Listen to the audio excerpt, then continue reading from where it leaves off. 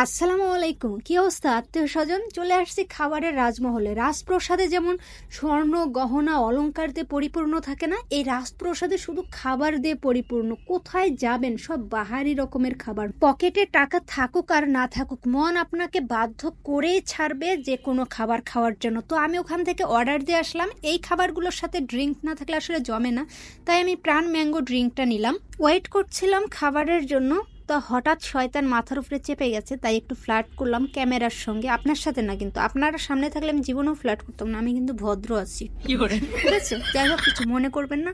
আমার খাবারগুলো ওভেনে দিয়েছে, তাই ওয়েট করতেছিলাম খাবার গরম হওয়া পর্যন্ত। কি করি আর না করি বাচ্চাদের মতো, এই জন্য এরকম করতেছিলাম ক্যানটা নিয়ে।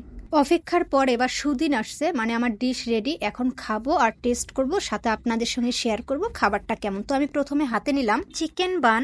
এর ভিতরে দেখেন কুচি কুচি করে চিকেন, পেঁয়াজ কুচি দিয়ে চিকেনটা মিক্সড করে এর ভিতরে দিয়ে তারপর হচ্ছে রুটি বানিয়ে আর কি দিয়েছে। তো খেয়ে দেখি, বিসমিল্লাহ। মাশাল্লাহ, টেস্ট ভালো। তো আমি একটু সস অ্যাড করে খেয়ে দেখি সস দিয়ে খেতে কেমন। একদম দুর্দান্ত। রুটি তো এমনিতেই সফট, তারপর গরম দেওয়ার পর আরও সফট হয়েছে। আর ভিতরে চিকেন কষা যেটা ছোট ছোট করে দিয়েছে, হালকা ঝাল, সব মিলিয়ে এই চিকেন বানটা মজাই আছে। আর সঙ্গে যদি ড্রিঙ্ক থাকে তাহলে একদম জমে ক্ষীর। এই চিকেন বানটার দাম নিয়েছে 50 টাকা। এবার টেস্ট করার পালা ইরানি রোল। এর ভিতরেও পেঁয়াজ কুচি, চিকেন আর সস টাইপের কিছু একটা আছে যেটা বুঝতে পারলাম না। এই রোলটা একদমই সফট এবং হালকা মিষ্টি। যারা হালকা মিষ্টি সামান্য ঝাল টাইপের খাবার পছন্দ করেন তাদের জন্য মনে হয় ইরানি রোলটা বেস্ট হবে।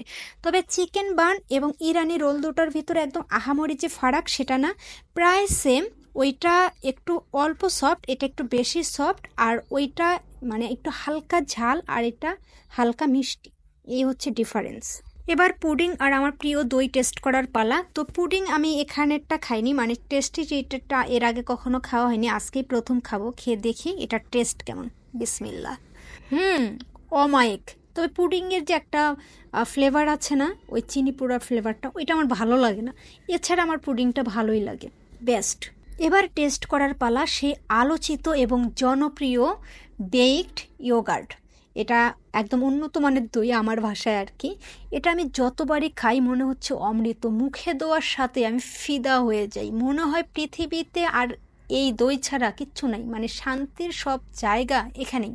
যদিও সবার টেস্ট ভিন্ন, তবে আমার মনে হয় যারা দই পছন্দ করেন 100%-এর মধ্যে 100% মানুষেরই এই খাবারটা পছন্দ হবে, প্রিয় তালিকায় থাকবে। খাওয়া শেষ, এবার বিল দেওয়ার পালা। আমার এখানে বিল আসছে 247 টাকা।